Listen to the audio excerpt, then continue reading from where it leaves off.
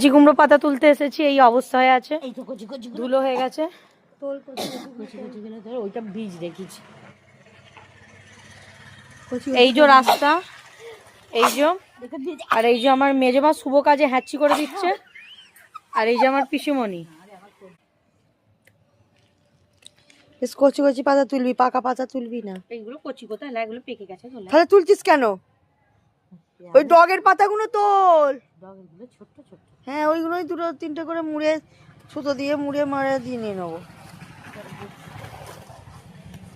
এতদিন পরে এইগুলো খাবে বাবা গো। কেন? আরে ভিজে দিবি তো জলে। এই কচিগুলো তোল।